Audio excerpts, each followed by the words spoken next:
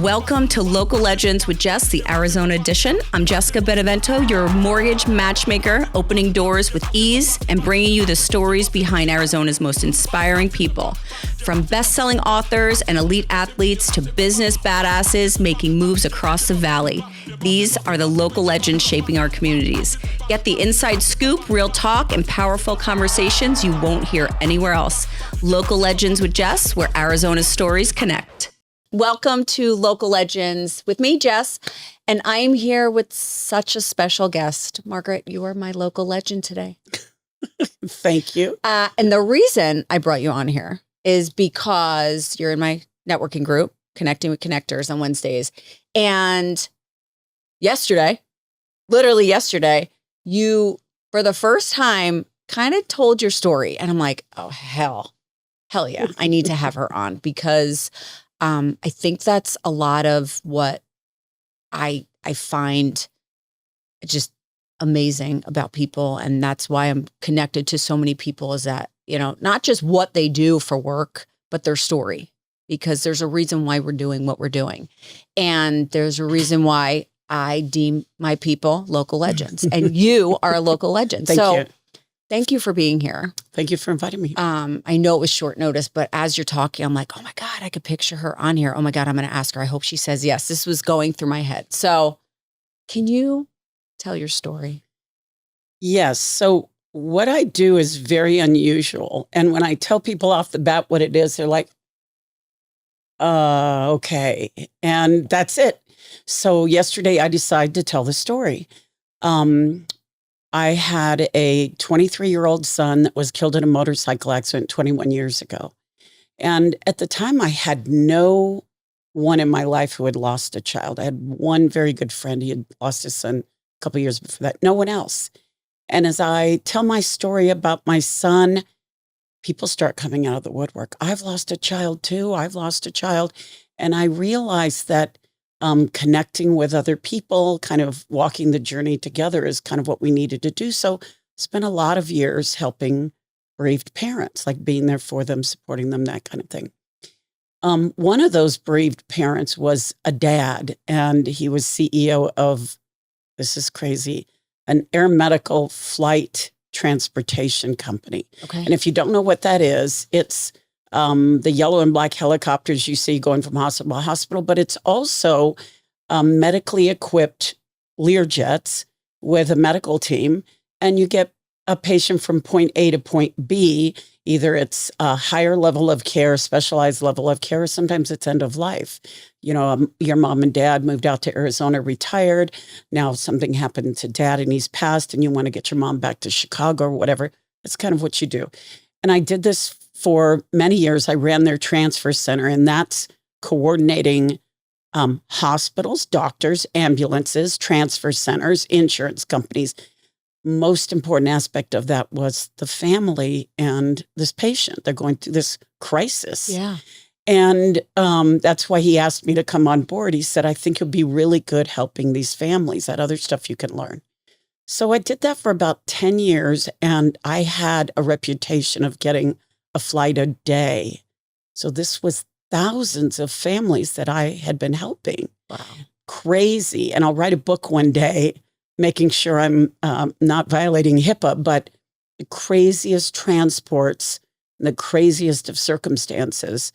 And every single day, this is what I do. So cut to, I get to a point in my life a couple of years ago, I'm getting into my 60s, and I think, I love doing this, but it's a 24-hour, 7-day-a-week job. And it's tiring. So this is on call. You're on call, basically. On call all the time. And international flights. Oh, so wow. even if I put the flight in the air, I still have to track it and customs and all that kind of stuff, 24/7. Wow. So I think I have to do something different, something that'll last me until I'm 80. And I thought maybe I'll take the grief support one step further. And I looked into grief courses, seminars, whatever, because I thought I knew a lot about grief. So of course, what can somebody teach me? And I settled on a program that's run by David Kessler. And David Kessler collaborated with Elizabeth Kubler-Ross in a couple of her books. He's known all over the world as a grief expert. He's very knowledgeable and such a great guy in real life. So I decided to sign up for the course. But you sign up and wait. He doesn't do them regularly, just when he decides to have the course. And while I was waiting, another course came up to be a death doula.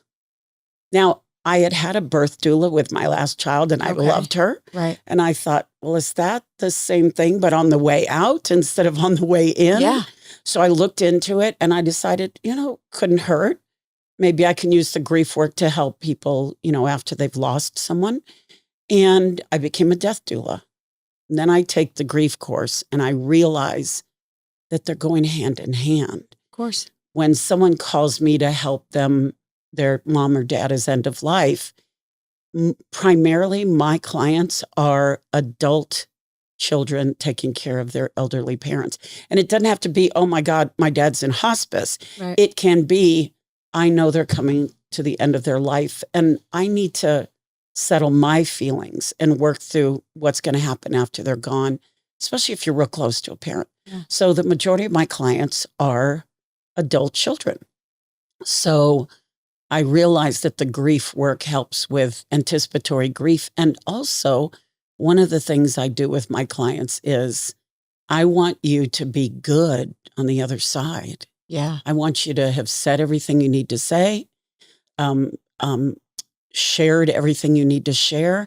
You work through this experience, you and your parent. Don't worry about your siblings, so that you are good on the other side and you know that love is still there and your mom or dad is still with you. That's like the journey that I take.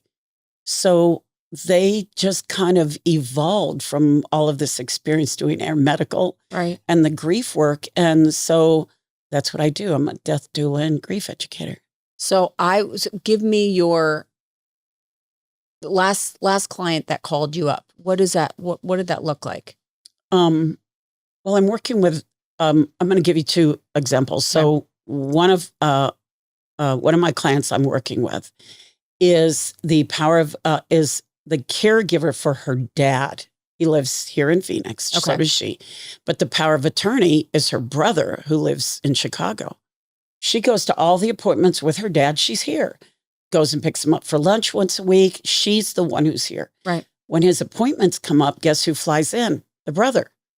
Doctor's talking to him because he's power of attorney. And what about this? And what about that? And the brother looks over at her and she's getting a little resentful, right? Yeah. And resenting now spending time with her dad. Like, I'm here. He's not. Why am I back burner? So I have been helping her work through those feelings. So what is going on with your brother? Who knows? Who cares why he's power of attorney? But let's work through your feelings so that when your dad passes, you're good on the other side. A lot of siblings don't even talk to each other after both their parents are gone. Right. So you don't even know if you're going to have a relationship with him. Don't worry about him. Yeah. Let's work on your relationship with your dad and what you think his death is going to look like and where you want to be on the other side. So that's one. That's one of my specialties is family dynamics. Okay. The other one, I have 3 sons. They're taking care of an elderly mom. She's at the end of her life. She's even doing seeing her dead husband and, the whole thing. She's really close. And they call me and say, we think mom's at the end of life. And I said, okay, I'll come sit with you guys. Well, mom's resting. Okay. So I have a 3-hour conversation with the brothers. Tell me what you're feeling. Let's talk about this. Yeah. Did you get to say everything you got to say? Are you hanging on to something? Are there any regrets? Whatever. Let's get it all out. So I became a touchstone for them as they worked through it. And the mom was actually staying with one of the sons, and she was close to death. Every day they were surprised she was still awake. And I'm like, well, she's holding on to something. And at some point she even said, I don't think God's going to let me in heaven. So I said, well, what religion are you? And was she religious? Yeah. And she's in her 80s. So if she was Catholic, I know she's carrying Catholic guilt. Yeah. I'm Catholic too, so I can say that. And I said, let's get your priest in there and let her do a confession. Right. And priest came in, did a confession, private. And then I said, and start maybe at night, start doing a prayer before dinner. Maybe get on YouTube and find someone who's doing the rosary, and she can do her rosary every night. And that helped her ease into that eventual transition. And she did. Right. So it's figuring out what the client needs. Wow. Many times it's adult children, but sometimes it's the person who's transitioning as well. Yeah. Oh my gosh. Yeah. Is she still alive? No. No, she passed at Christmas. Okay. Yeah. Oh. Yeah, but they're doing good. Yeah. Because they worked through it all. Because death is not something we talk about. Right. Right. At all. At all. No. It's like death and money were so like, don't talk about it. Because there's no emotion really. There's no emotion associated with money but your own hang up. Right. No association with death but your own hang up. Yeah. So I have a friend, his name is Ken Ross. He runs the Elizabeth Kubler-Ross Foundation. He says he travels the world talking about death and dying. Mm-hmm. And the only place he can't talk about it is here. Really? It's the only place because we don't want to talk about death. Yeah. So if you have someone, family member, even maybe you have a sibling who's going through cancer, why be afraid of death? I know. When they're already afraid. Yeah. Talk about death. Talk about what it might look like. Talk about what your beliefs are. Maybe you believe that you'll have family members on the other side. Maybe you believe you'll come back as your favorite Doberman named Penny, the one who just won the the dog show. She's beautiful, by the way. But yeah, we talk about death. So are you good with death? Are you? Well, I have a son that's transitioned, so I'm good with death. Yeah. And this is funny. You talk to a lot of moms and dads who have children that have transitioned. You ask them, are you afraid of death? And they'll say no, because I'll be with my child. I know, right. I'm not afraid of death. No. Wow. Yeah. So I have, and the reason too, like when you first came to our group and said death doula, I'm like, oh my goodness. Like it was, like I went home that day, I'm like, this is a new one. Like I've never heard of that before. And I have two best friends that lost. My best friend from childhood lost her sister suddenly a couple of years ago. And then a recent friend out here lost her son, like tragically. And I know they're still both searching for just, it's like, why, right? It's unexpected. It's scary. It's not supposed to happen, right? We believe that, you go when you're old and, natural order of events. Yeah. So I think I think those kind of deaths, and you could tell me, right? Those sudden deaths, like your son, I mean, you said goodbye and he never came back. That's not supposed to happen that way.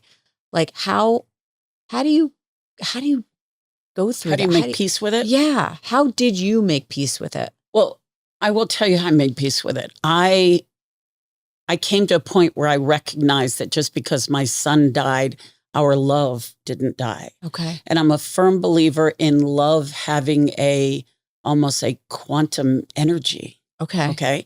So if my son, the love we shared together as mom and son, by the way, he's my firstborn, so that's a special kind of love. Yeah. He made me a mom. Right. So if we shared that love here, why is it gone? Because he's no longer physically here. I feel as though his energy is always around me. Right. It's not a woo-woo thing. It's that I know that love will never die. It's going to be there forever. Yeah. So when that switch almost flipped. Yeah. Like, oh, he's here.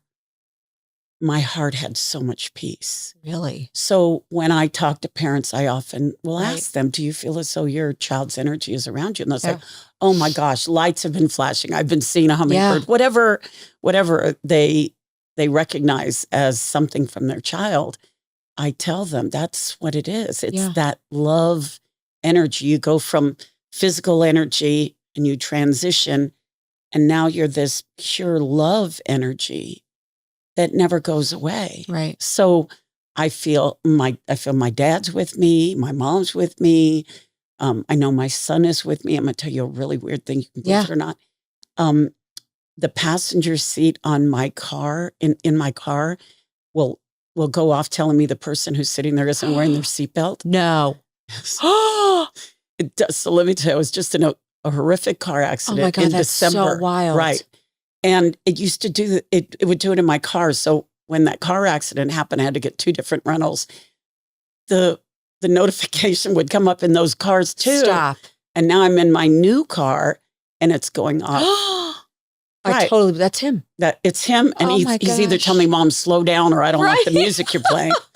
But Right. I feel like that knowing Yeah. is really healing to the Yeah. heart. Yeah, And comforting. and And comforting. wow. Even as a grief educator, I talk to people who've lost their spouses, Right. talk to people who've lost children, but I also talk to people who have lost jobs, who've lost relationships, Right. who've lost friendships. Friendships is a big one because Yep. it's what's called ambiguous grief, where you can't go to your friend and say, "Oh God, Sally doesn't want to be my friend anymore." Because you'll say, "Let her go. She was mean to you anyway." Totally. But Yep. my heart is still hurting. Yeah. So I shut up about how sad I am about Sally.